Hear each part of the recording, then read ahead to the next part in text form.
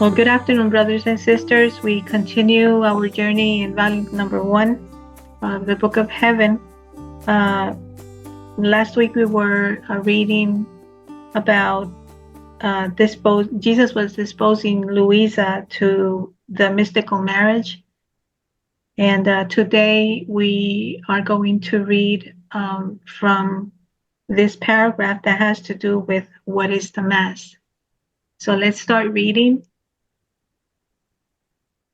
Now, while seeing Jesus or the priest celebrating the divine sacrifice, Jesus would make me understand that the Mass, there is the whole depth of our sacrosanct religion. Yes, the Mass tells us everything and speaks to us about everything. The Mass reminds us of our redemption. It speaks to us step by step of the pains that Jesus suffered for us. It also manifests to us his immense love, for he was not content with dying on the cross, but he wanted to continue his state of victim in the most holy Eucharist. The Mass also tells us that our bodies, decayed, reduced to ashes by death, will rise again on the day of the judgment together with Christ to immortal and glorious life. Jesus made me comprehend that the most consoling thing for a Christian and the highest and most sublime mysteries of our religion are Jesus in the sacrament and the resurrection of our bodies to glory. These are profound mysteries, which we will comprehend only beyond the stars. But Jesus in the sacrament makes us almost touch them with our own hands in different ways. First, his resurrection. Second, his state of annihilation under these pieces, though it is certain that Jesus is there present, alive and real. Then, once those pieces are consumed, his real presence no longer exists. And as the pieces are consecrated again, he comes again to assume his sacramental state. So Jesus in the sacrament reminds us of the resurrection of our bodies to glory, just as Jesus, when his sacramental state ceases, resides in the womb of God, his Father, the same for us. When our life ceases, our goals go to make their dwelling in heaven, in the womb of God, while our bodies are consumed. So it can be said that they will no longer exist. But then, with the prodigy of the omnipotence of God, our bodies will acquire new life, and uniting with the soul, will go together to enjoy the eternal beatitude. Can there be anything more consoling for a human heart than the fact that not only the soul, but also the body will delight in the eternal contentments? It seems to me that on that day, it will happen as when the sky is starry and the sun comes out. What happens? The sun, with its immense light, absorbs the stars and makes them disappear, yet the stars exist. The sun is God, and all the blessed souls are stars. God, with his immense light, will absorb us all into himself in such a way that we will exist in God and will swim in the immense sea of God. Oh, how many things Jesus in the sacrament tells us, but who can say them all? Truly, it would be too, excuse me, truly, I would be too long. If the Lord allows it, I will reserve saying something else in other occasions. Well, we can stop here for a moment. there's a lot to grasp in this long paragraph, right, about the Mass. Maybe we can go little by little, rereading again, right? And Right. maybe pointing some important things. If Patty's wants to take over, it's okay, and then we can comment. I think it should be our foundation because the Mass is the sacrifice of Jesus. And he continues to suffer always. So let's remember that he's the eternally immolated. In the Mass, all that sacrifice is made present again, so that we could have the opportunity to return to the divine life and take all his suffering, take all the love that he gave us to give us life again. And that is precisely the resurrection, to be other Jesus with all his work, with all his pain, with all his sufferings. So the Eucharist should be transformed us into other Christs and give fullness to his sacrament life in us. And it should be the beginning of the divine life because when we take a communion, it's God in us. It's God in us. Sometimes we don't dimension this because we don't feel nothing, but it's God in us. And he wants to be transformed in him. But sadly, that sacramental life goes away because we don't not have that presence of the divine life. We have a very human life that does not let us have his life to stay and enjoy his life. Of course, he leaves us his grace, but his real life goes away. And I think the question is, what do we need for that sacrament life to remain in us? That's a Well, I very think that's a very interesting question, buddy. yes, because this sacramental life, we need to remain in us. Don't go away, vanish. So, well, to truly live is in the divine will. This is the only way. So the Mass is the real presence of Jesus. Every Mass and Easter remind us that we must die to ourselves to resurrect in Him to a new life.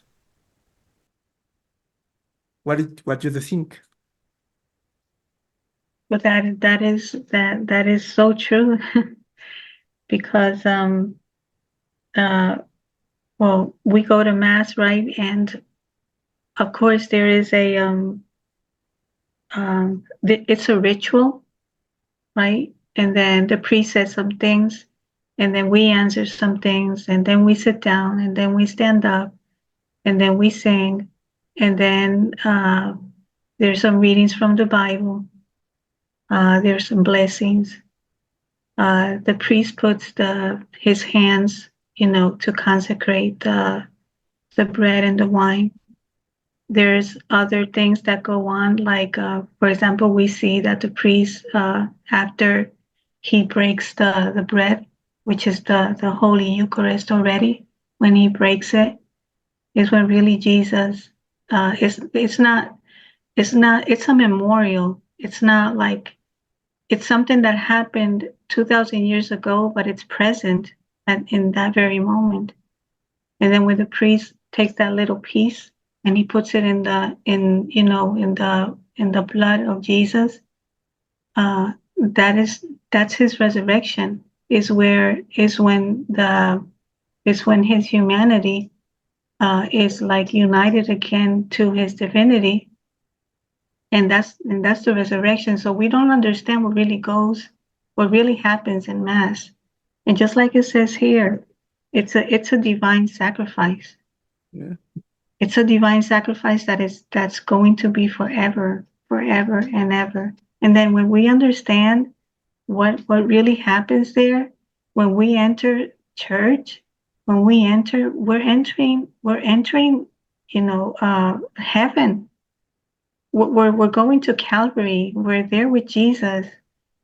We're in His presence, but at the same time, because we know about the of the kingdom of the divine will, we can do our rounds, and then we can be present there with Jesus. We can put ourselves in that cross, those 3 nails, that consumes our three potencies of our soul, and then it's united with Him.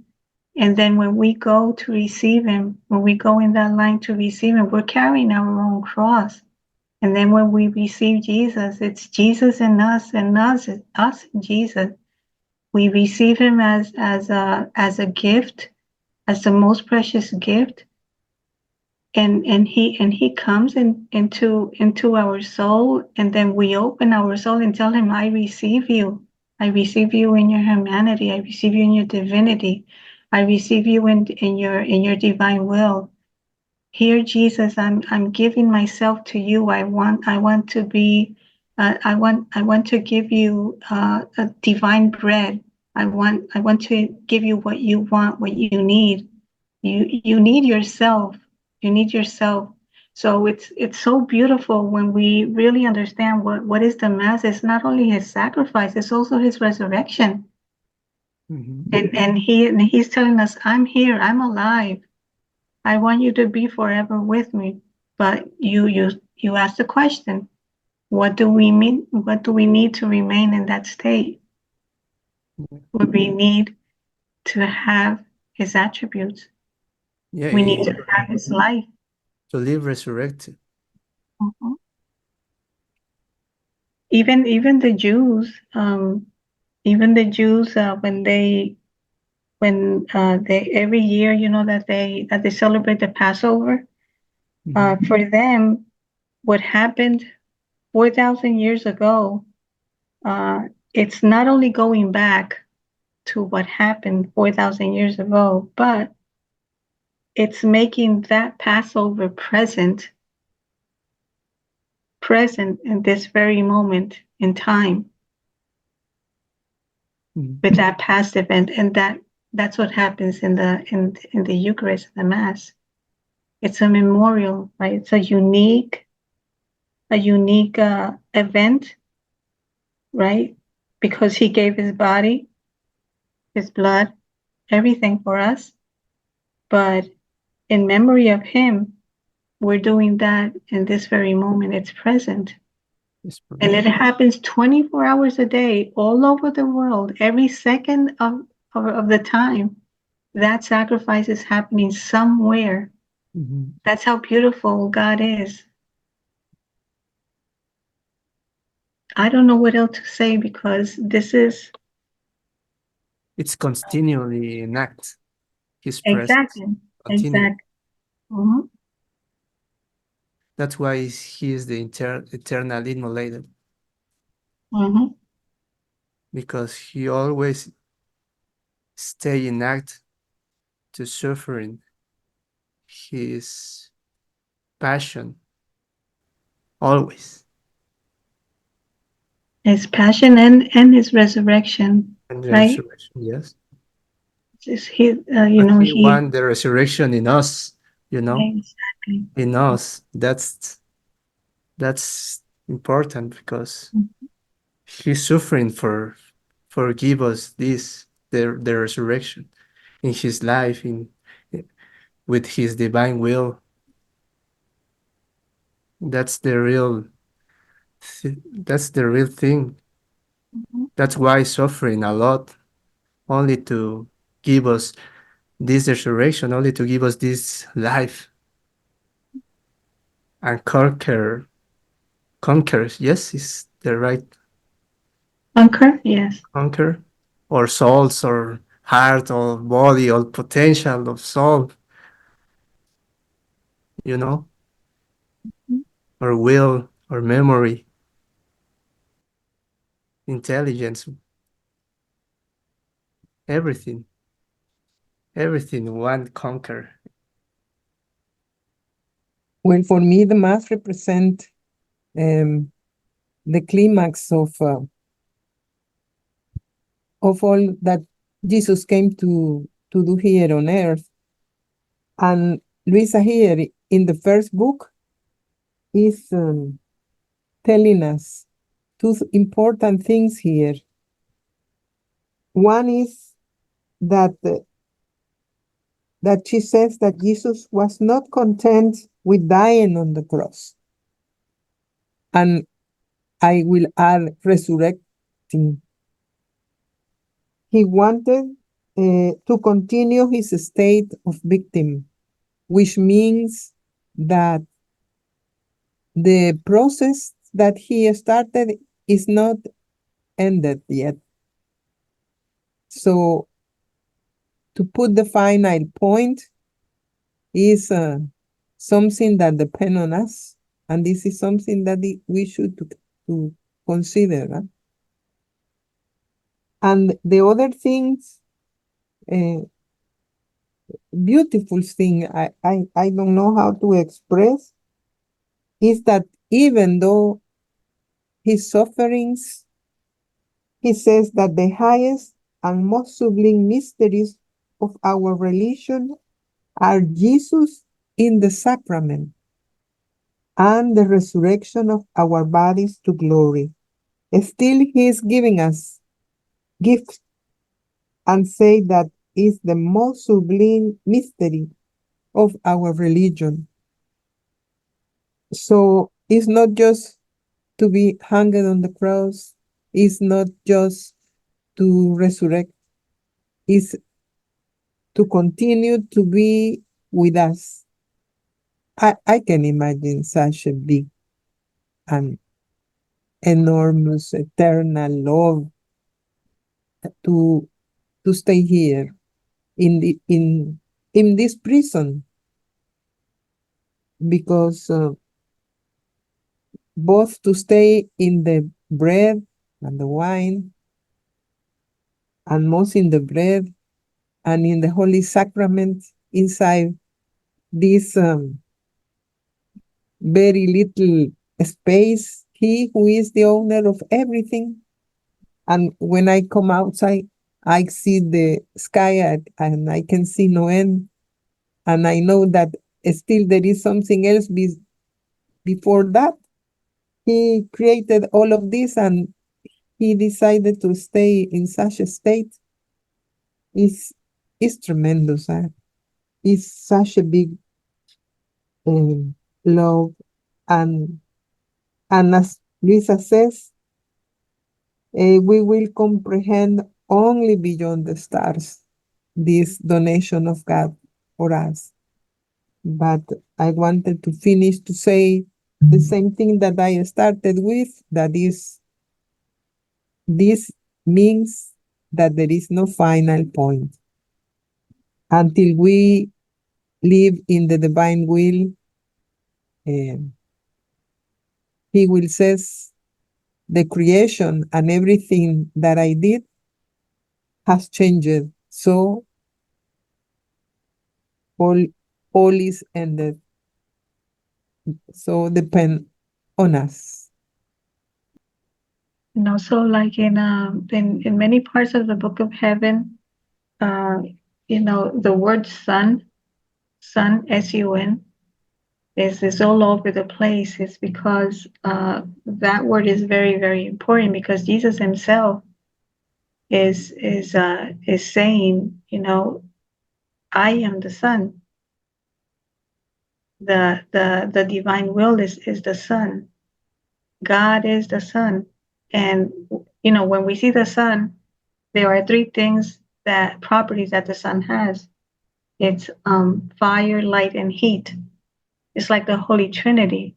So he resembles the Son, the one that we see, with the real Son, that is the Holy Trinity. And it's beautiful because he says that we can, that in other words, he can't wait until his creatures swim in the immense sea of God, which is the immense Son.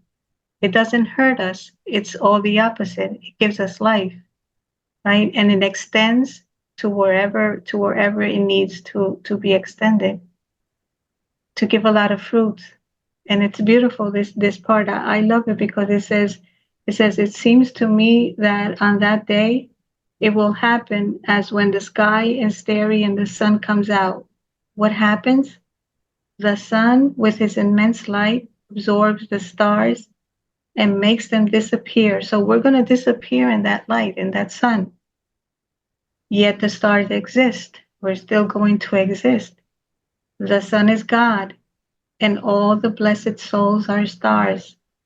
God, with his immense light, will absorb us all into himself in such a way that we will exist in God and we will swim in the immense sea of God.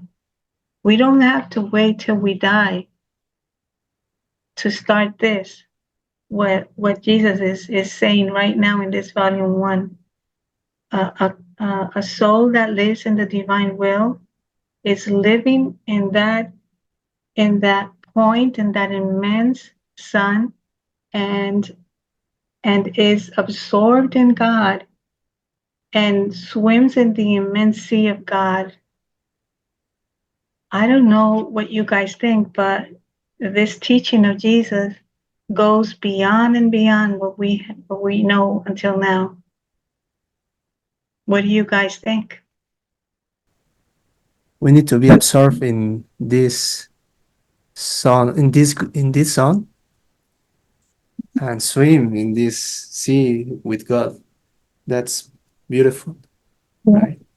And that reminds me the end of the time when Saint Paul in Corinthians chapter 15, when he said the Son himself will be made subject to him who put everything under him, so that God may be all in all. So all stay in God at the end of the time. It's so interesting because we come from there, right? Right? We come from there and we go back there. Back there. So wherever it started, it's going to end. But it all depends on us, of course. Yes. We have freedom to choose what kind of glory we want, you know? It all depends on us, right? What we want, what we choose. What we That's choose. we're free to choose whatever we want. God is okay with us if we want to stay wherever we're at, but that doesn't content him like the way he wants to be content, because he wants to see himself in our soul. And to be part of that son, we need to sacrifice all our life. All our life. Yeah. So let's continue reading now. In these exits that the Lord would make me do sometimes, he renewed to me the promise of the marriage already mentioned. Who can say the ardent yearnings that the Lord infused in me for this mystical marriage to take place? Many times I would solicit him, saying to him, most sweet spouse, hurry, no longer delay my intimate union with you. Oh, please, let us bind each other with stronger bonds of love, in such a way that no one may ever again be able to separate us, even for simple instants. And Jesus would correct me now about one thing, now about another. I remember that one day he said to me, everything that is of the earth, everything, you must remove. not only from your heart, but also from your body. You cannot understand how harmful and how great a hindrance to my love are the slightest earthly shadows. Immediately I said to him, if I have something else that must be removed, tell me, for I am ready to do it. But as I was saying this, I myself realized that I had a gold ring on my finger, portraying the image of the crucifix. Immediately I said to him, Holy Spouse, do you want me to take it off? And he told me, since I myself am going to give you a more precious, more beautiful ring, on which my image vividly will be impressed, and every time you will look at it, your heart will receive new hours of love. So this one is not necessary. And I promptly took it off.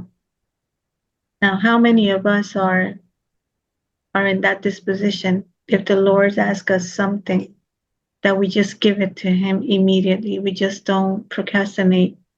We say, yes, fiat. You And know what is better for me, but you're going to give me something better. yes, and remove it immediately, Yes. all. But it's so difficult. Only the love can make this sacrifice. Only the love, the real love. But for love, we need to knowledge this life, knowledge Jesus, to have the courage to sacrifice our life and remove it, everything. Everything boils down to knowing. So let me give you an example. Before, if I went through something really difficult and or I lost something, it will break my heart, right? Because oh my God. But now if I go through the same thing that I went before, I will see it like, oh my gosh, I'm getting closer to God.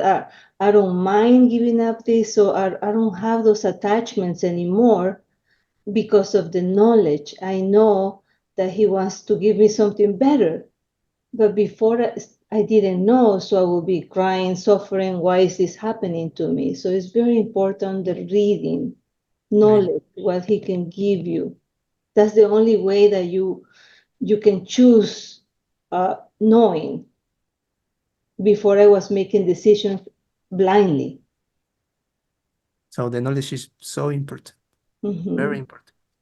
Then you truly make a decision and you use your will to choose, I want this or I want that.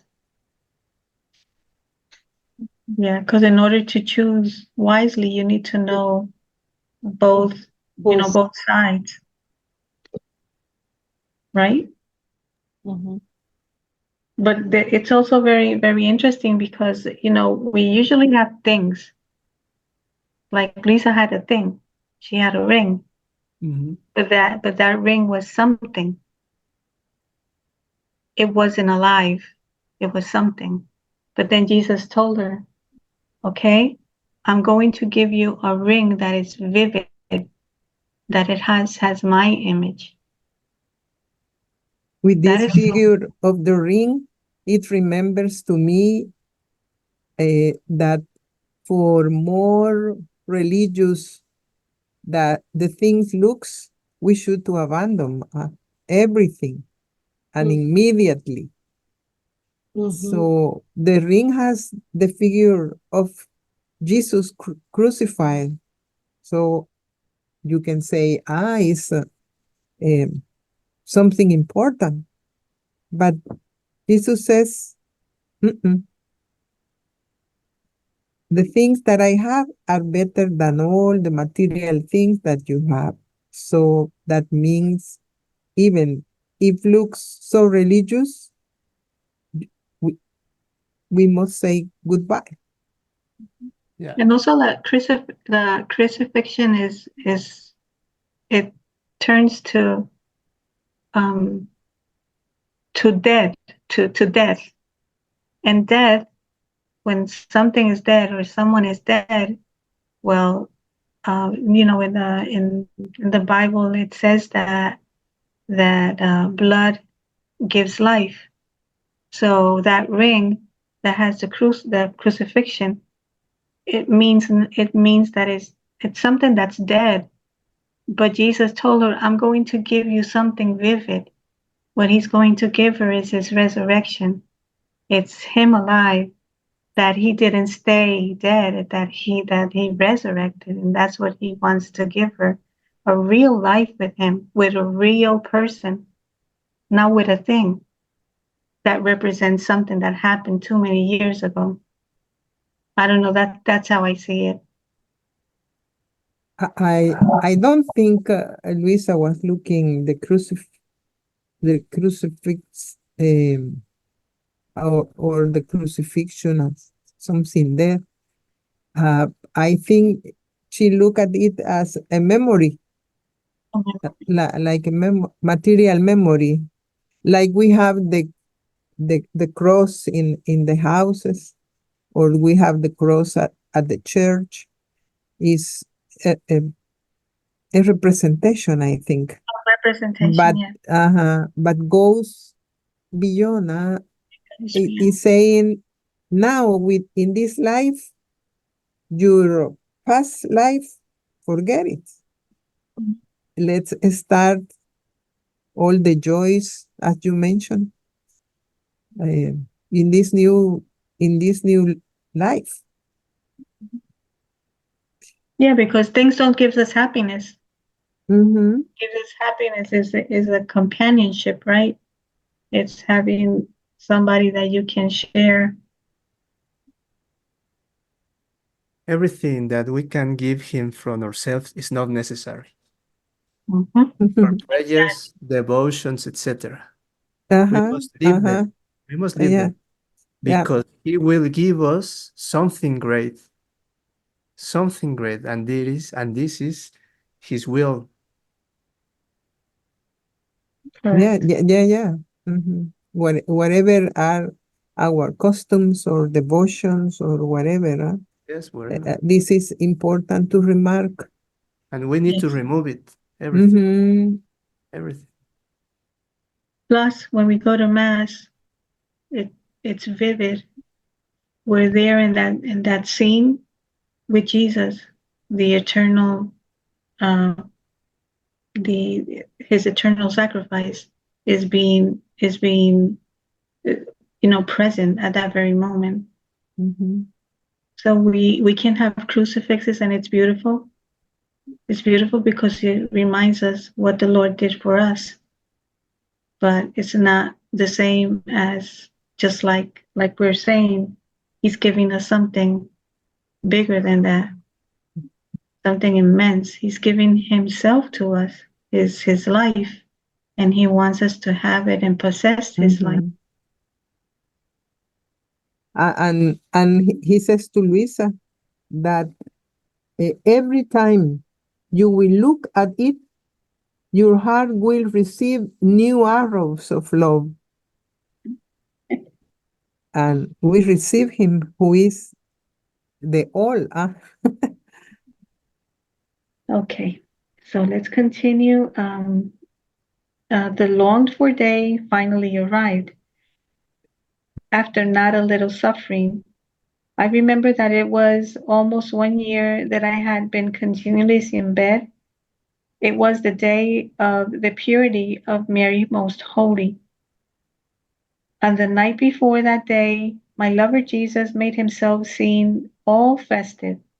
He drew near me, took my heart in his hands, and he looked at it over and over again. He dusted it, and then he gave it back to me again. Then he took a garment of immense beauty. It seemed to me that its background was a layer of gold streaked with various colors, and he clothed me with that garment. Then he took 2 gems, as if they were earrings, and he bejeweled my ears. Then he adorned my neck and my arms, and surrounded my forehead with a crown of immense value. all enriched with precious stones and gems, all refulgent with light. And it seemed to me that those lights were as many voices that resounded among themselves, speaking in clear notes of the beauty, power, fortitude, and of all the other virtues of my spouse Jesus. Who can say what I comprehended and in what sea of consolation my soul was swimming? It is impossible to say it. Now, while Jesus was crowning my forehead, he told me, "My sweet spouse, I place this crown upon you so that nothing may be missing in order to make you worthy of being my spouse. But then, after our wedding is done, I will take it with me to heaven to keep it for you at the moment of your death." Finally, he took a veil and covered me completely with it from head to foot, and he left me in that way. It seemed to me that in that veil there was a great meaning, because the demons, in seeing me all covered with that veil, were so frightened and had such fear of me that they fled terrified. The very angels were around me with such veneration that I myself was confounded and all full of blushing. Now, I think we can maybe speak a little bit about what this paragraph means. If anyone wants to share. She was 23 years old in such a time, Yes. and it's the first wedding of the 4 that she had. And this looks like a wedding of another saints. The dress and the crown, it is to say that she is more than anything. Talking about creatures, what gems he was using for the crown, and what kind of gold he was not using for this dress. I can imagine, but with what love he was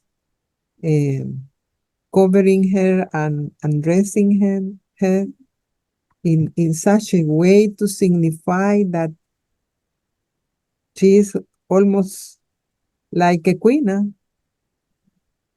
I don't say that she is queen, because we know that the queen of the reign of the divine will is Our Lady.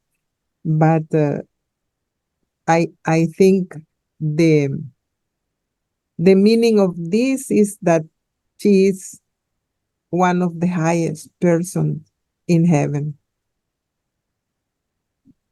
And there's also, I remember one lecture that says that the king extends his kingdom to his servants, or to his people, not to his people. And Mother Mary, she's the queen of heaven, but she extends her life also in us. She makes a donation. So we are also going to be queen, right? Yeah. It says in the book of the Queen of Heaven, she says that. Yeah. And also something that sorry, Paris, yes, go ahead. In this paragraph, when he took a veil and covered me completely with it, I think this is important, because it seems that he covers it with light, with his light, because the demons fear it and cannot touch it. Yeah. And that's what's the life that Eden has. Exactly. You know? And it's the life in the divine will. No one Mhm. can touch the soul that lives in it. Mhm. Mhm. No one. Yeah, you are right. Uh-huh. I The, think this paragraph is so important. mhm. This veil is this light. Mhm. And also that crown that he took to heaven and he's going to give it to her. I guess at the moment of her death. You know that we say that the kingdom of the divine will was confirmed with Louisa's death. Well, maybe that crown, is like a prefiguration of what was going to happen on her death, which is that the kingdom of the divine will was going to be confirmed in Louisa in her death. And that crown was given to her on that very moment. That's what I take out, the crown, the significance of the crown like that. And also regarding the jewels that were given to her, that they were so that the light that came out of it were like were speaking. That light was kind of like speaking, but it said resounded among themselves, speaking in clear notes of the beauty, power, fortitude, and of all the other virtues of my spouse Jesus. So that, like all creation says, I am divine will. And if all creation says I am divine will, well, it has light, it has life. And it shows a virtue of God.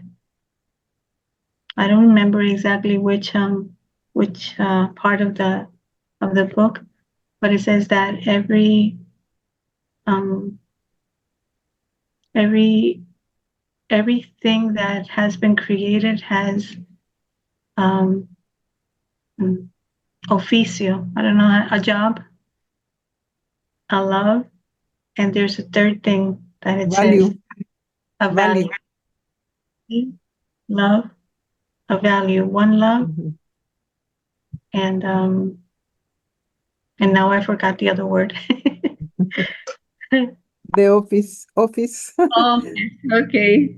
Oh, okay, so let's continue. On the morning of the aforementioned day, Jesus made himself seen again in all affable, sweet, and majestic, together with his most holy mother and Saint Catherine. Now, Saint Catherine, that's very interesting. Guadalupe found out something that maybe she wants to share about Saint Catherine, that she was. Well, she was a tertiarian like Luisa, and she is from another town of Italy, like Luisa. She didn't study uh, like Luisa didn't study too, but Saint Catherine is a representative of the doctors of the church that could talk face to face with the popes, and where her writings he changed a lot of meanings in the church, like it is Luisa, that everything will be touched by all the truths that she is writing. I mean, God, because what Luisa is writing is just a, is dictated by God. But the importance of Saint Catherine here is because she was in heaven and has a lot of similarities with Luisa. Lisa might know her too, because she was from the Dominican order as well. Yeah, So was from Terciaria, from the same congregation that Luisa was. that's an interesting fact, right? Mhm.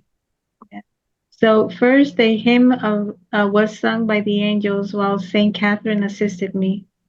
Mama took my hand and Jesus put the ring on my finger. Then we embraced and he kissed me, and so did Mama also. Then we had a conversation, all of love. Jesus told me of the great love he had for me, and I also told him of the love I had for him. The Most Holy Virgin made me comprehend the great grace I had received and the correspondence with which I was to correspond to the love of Jesus. My spouse Jesus gave me new rules in order to live more perfectly. But since it has been a long time, I don't remember them so well. Therefore, I will skip them. And so it ended for that day. Who can say the fineness of love that Jesus made to my soul? They were such and so many that it is impossible to describe them, but I will try to say a little I remember. Sometimes carrying me with him, he would take me to paradise, and there I could listen the canticles of the blessed, and I could see the divinity, the different choirs of angels, the orders of the saints, all immersed in the divinity of God. That is what happens in Mass. Exactly that happens in Mass. Absorbed, identified with it. It seemed to me that there were many lights around the throne, as if they were more brilliant than the sun, and those lights displayed in clear notes all the virtues and the attributes of God. The blessed, by reflecting them in one of these lights, remained enraptured in such a way that they could not arrive at penetrating the whole immensity of that light. Therefore, they would move to a second light without understanding all the depths of the first one. That's very important too, right? We will never get to comprehend God, all. So the Yeah. blessed in heaven cannot comprehend God perfectly because the immensity, the greatness, the sanctity of God is such that a created mind cannot comprehend an uncreated being. Now it seemed to me that by reflecting themselves in these lights, the blessed would come to participate in the virtues of these lights. So in heaven, the soul resembles God with this difference. God is that immense sun, while the soul is a little sun. But who can say all that can be understood in that blessed dwelling? While the soul is in this prison of the body, it is impossible. While one can feel something in the mind, the lips do not find terms to be able to express it. It seems to me that it is like a child who begins to babble. He would like to say so many things, but in the end, he remains without being able to say even one clear word. Therefore, I stop here without going any further. I will only say that sometimes while finding myself in that blessed fatherland, I would be strolling together with Jesus in the midst of the choirs of angels and saints, and as I was newly espoused, all blessed would unite together to participate in the joys of our marriage. It seemed to me that they would forget their own contentments to occupy themselves with our own, and sometimes Jesus would show me to the saints, saying to them, "See, this soul, she is a triumph of my love. My love has surpassed everything in her." How proudly sound. What a beauty, right? And she was only 23 years old when Yeah. she was experiencing that. Mhm. Any comments? No, except that we say, we will understand that when we are in heaven.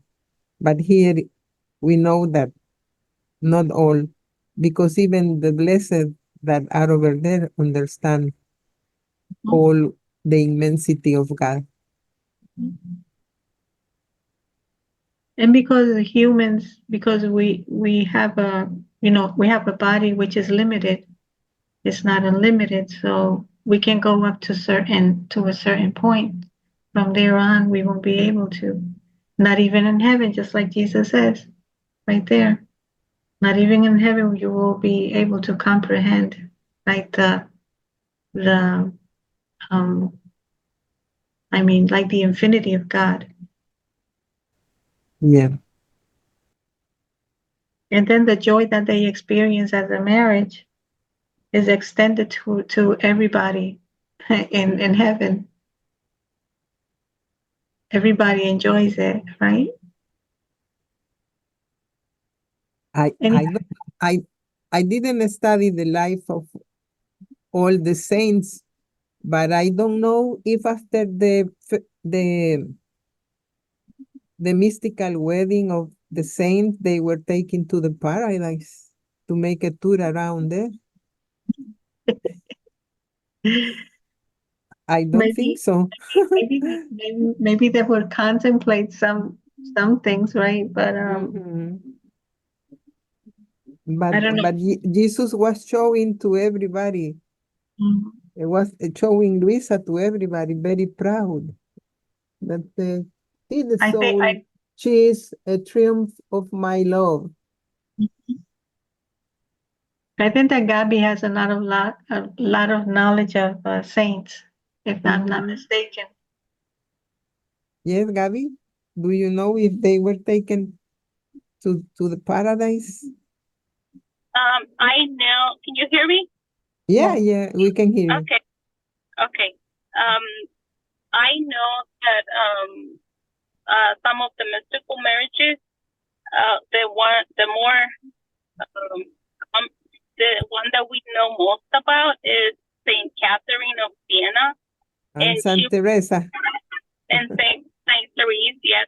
Mhm. But they were not taken to heaven, Yeah, yeah. for their mystical marriages. It Yeah. was on earth and it was on spirit for them. And I know that the transfiguration of their heart, it was for Saint Therese of Avila, and that was a mystical experience too. She was not taken to heaven. It was all in the spirit and on the flesh. Can you explain what is transfiguration? It's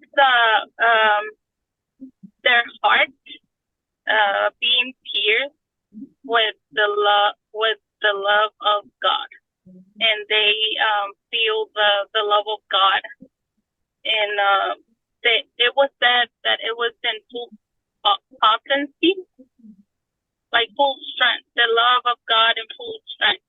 And the way it happened too with Saint Padre Pio. And how it happened with him was Saint Michael, the archangel, came to him and pierced his heart with the sword, kind of. I'm trying to find the word for it, but it was the same one that Longinos pierced our Lord's side. So with that same lanza, I don't remember how you say it in English. Arrow, like an arrow. Yeah, kind of like an arrow. Yeah, and their heart was pierced with Saint Teresa had the same, but was Jesus, I think. Yes. Yeah.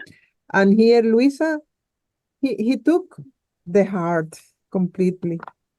He cleaned it. In this first wedding. Yeah. Yes. And what Father Pio said after the transfiguration happened to him was that it was just pain, like uncontrollable pain, like he was able to feel Jesus' pain, and not only physical pain, but spiritual pain. All the pain Jesus felt for the sins of the world, and it lasted a few weeks. And I know that about Saint Teresa, that I'm not sure if she was let me see, if when she was taken out of the tomb where she was at, the heart, They saw a hole. they saw a hole, yeah, in the Mhm. heart.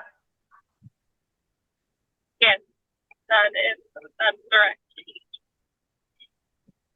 Well, And that's because of the transfiguration. mhm. Her heart was here with Jesus' love.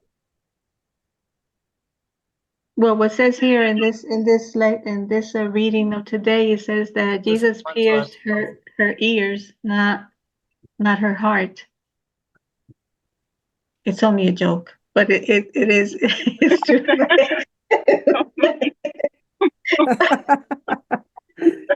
Well, but she has 4, and something happened to her like this in the Exactly. other weddings. Well, for now, what she has pierced is her ear. That's it. Mhm, mhm. So let's see what happens next week. Next Wednesday, we're going to I just want continue to add with the- something Sure, yes. that's important. Yeah. When we are asked what is God, we say that it's everything. Uh-huh. We don't have the words to describe his immensity. Mhm. Now we are like a child who are learning a little about that immensity. And every day that we read the book of heaven, we make that immensity grow in us. And God himself is revealed to us. So we can That's the we power can of his. say we want to speak something about God. Well, knowledge, again, knowledge, Yeah. knowledge and And that's life. the power of the word, huh? Yes, The power of the word of God. yes. It gives us light. Well, I can only bubble at this time. Yes. Exactly. Exactly. But thanks God, right, that we have the opportunity to read this beautiful book of heaven that has so many unveiled truth, and that is now we can enjoy it, we can learn about it, we can receive all these divine teachings and make those divine teachings. We can possess those divine teachings, right? Which are the virtues of God too. So just like Patty says, when we read, we have knowledge, and then we continue learning about God, and then He gets bigger and bigger and bigger inside us, right? And that's knowledge convert in life. That's what we need.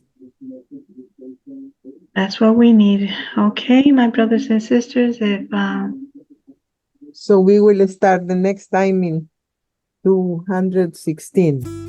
okay. Yes, that's what I have written here. Okay, well, you have a wonderful evening, and we'll Same to you. see you next Wednesday. God bless you all. Thank you. That the divine will expands. Yeah. Thank